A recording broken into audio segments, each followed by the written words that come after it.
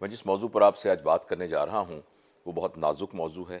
نازک اس لیے ہے کہ جب یہ میں بات کروں گا تو میرے اپنے ساتھی، میرے دوست، ڈاکٹرز، مجھ سے جونیئر، میرے طالب علم، میرے سینئر، میرے ساتھ کے ڈاکٹر اور مجھ سے سینئر، وہ اس بات کو برا منا سکتے ہیں اور کچھ چیزیں ان کو ناگوار گزر سکتی ہیں.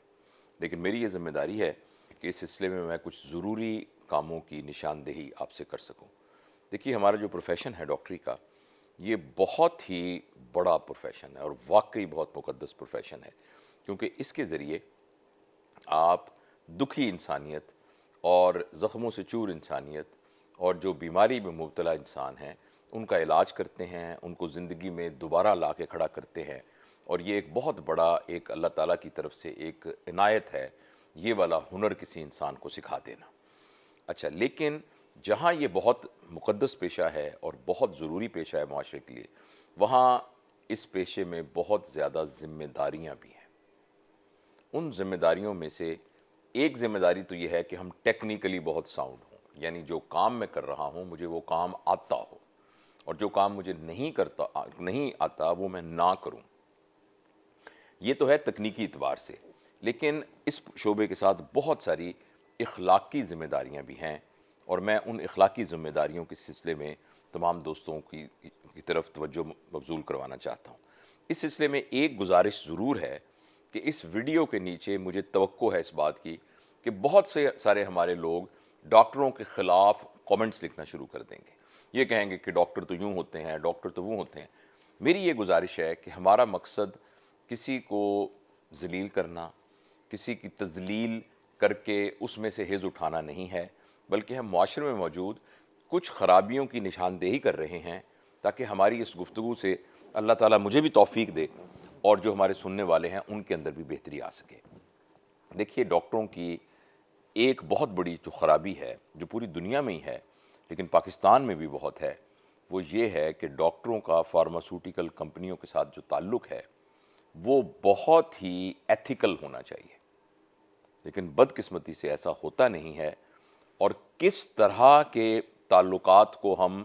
ایتھیکل تعلقات نہیں کہتے اور جو کہ معاشرے میں ہوتے ہیں، وہ میں آپ کو بتانا چاہتا ہوں. اس کی جو سب سے ایک ہلکی قسم ہے وہ تو یہ ہے کہ ڈاکٹر کسی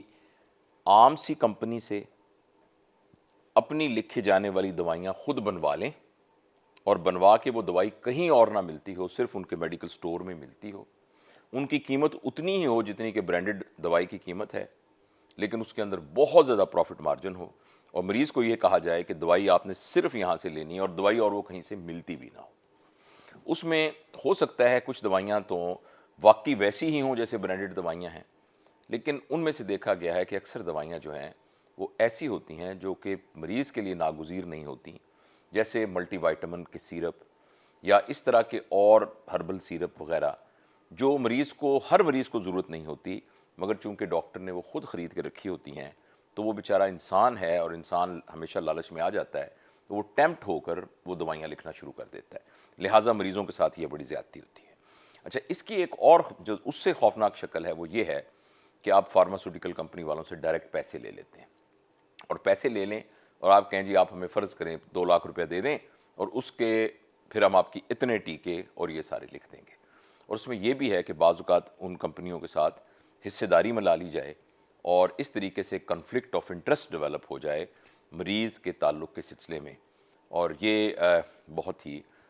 یعنی ایسی چیز ہے جو کہ مریض کے حقوق کا استحصال اس سے ہو سکتا ہے. اچھا، تیسری اس کی شکل یہ ہے کہ بہت سارے کام فارماسوٹیکل کمپنیوں سے لیے جائیں، مثلا بہت سارے غیر ملکی دورے، ملک کے اندر بہت سارے دورے، پوری فیملی کے ساتھ سیر و سپاٹا، اور اس کے علاوہ میرے علم میں ایسی باتیں ہیں اور بغیر کسی کا نام لیے ہوئے مجھے معلوم ہے کہ کچھ فارماسوٹیکل کمپنیاں ڈاکٹروں کے بہت سارے اخراجات کو اٹھاتی ہیں، جس میں ان کے بچوں کی شادیاں، ان کی مہنگے کالجوں میں فیسیں وغیرہ وغیرہ وغیرہ. مجھے اس بات کا پکا پتہ ہے کہ ایسے لوگ بہت تھوڑے ہیں. اکثریت جو ہے وہ خدا خوفی والی ہے، اکثریت مریضوں کی کیئر کرنے والی ہے، لیکن جیسے سفید کپڑے پر دبا جو ہے وہ بہت نمایاں نظر آتا ہے. اس لیے اگر اس طرح کی کوئی بھی بات ہو رہی ہے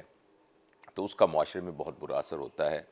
اور ساتھ یہ ہے کہ ہمارے جو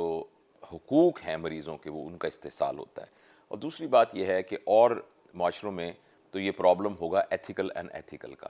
ہمارے ہاں تو یہ پرابلم حلال اور حرام کا بھی ہے. تو لہٰذا یہ بہت ہی ضروری بات ہے کہ اس بات کا خیال رکھا جائے کہ ہمارے گھر میں جو رزق آتا ہے وہ حلال ہے یا حرام ہے. اچھا، ایک اور شکل جو کہ بڑی آبجیکشنیبل ہے وہ ہے کمیشن لینا. بہت سی نیشنل لیول کی بڑی لیبز ہیں جو کہ بالکل فکس چیک کی شکل میں کمیشن دیتی ہیں اور وہ کہتی ہیں کہ یہ آپ کا ہی پیسہ ہے. اور اس کے علاوہ وہ لوگ جن کی ایک ایک لیبارٹری ہے تو وہ بھی اگر یعنی اگین میں کہوں گا کہ ہم جنرلائز نہیں کر سکتے، لیکن یہ جو کمیشن لیبز کے کاموں میں کرنے والا کام ہے یہ بھی بہت زیادہ عام ہے. میں بھی چونکہ ساری زندگی پریکٹس کرتا رہا ہوں اور مجھے اس بات کا پتہ ہے، تو جو اپنی بات نہیں کرنی چاہیے، لیکن بہرحال جو اس طرح کی بڑی بڑی لیبز جو ہیں وہ کمیشن دیتی ہیں تو میں نے حتی الامکان کوشش کی ہے کہ اگر فرض کریں چیک کی شکل میں اس کے کچھ کبھی پیسے آئیں جو وہ کمیشن نہیں بلکہ آپ یہ سمجھیں کہ جو ایک یعنی ان کے پارٹ آف دیئر پروسیجر ہی یہ ہو، تو میں نے حتی الامکان کوشش کی ہے کہ ان پیسوں کو اور اس جو فائدہ اٹھایا جا رہا ہے اس فائدے کو مریضوں پر ہی منتقل کر دیا جائے. یعنی اگر جو ٹیسٹ ہے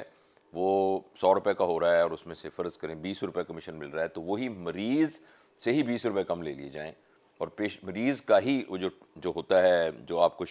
وہ جو اس کا وہ ایڈوانٹیج ہے وہ مریض پر ہی ٹرانسفر کر دیا جائے. تو یہ ایک صورت ہے. تو ان چیزوں کا بہت خیال رکھنا ڈاکٹروں کے لیے ضروری ہے. خاص طور پر میں اپنی جو جوان نسل ہے، جو ہمارے ینگ لوگ ہیں، نئے نئے ڈاکٹر بن رہے ہیں، وہ میرے بچے میرے اسٹوڈنٹ ہیں، بہت سارے سالوں سے میں پڑھاتا رہا ہوں، ان سے میری گزارش ہے کہ مہربانی کر کے جو فضا کے اندر جو ایک چل رہی ہے آپ اس کے اندر نہ بہیے. آپ اپنے رزق کا پوری طرح خیال رکھیے، اس کے اندر ایتھکس اور موریلٹی کا پورا خیال رکھیے اور اس قسم کے تمام کاموں سے آپ بالکل اجتناب کیجیے. میرٹ پر دوائی لکھیے.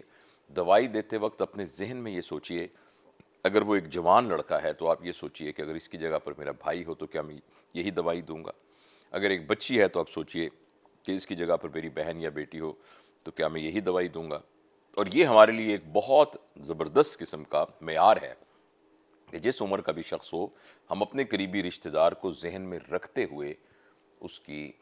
ہم اس کا علاج کریں اور وہی کریں جو ہم اپنے عزیزوں کے لیے کرتے ہیں. ایک دفعہ پھر میں عرض کرنا چاہتا ہوں کہ اس پوری ویڈیو کا مقصد کسی کا دل دکھانا نہیں تھا اور صرف یہ محبت کے ساتھ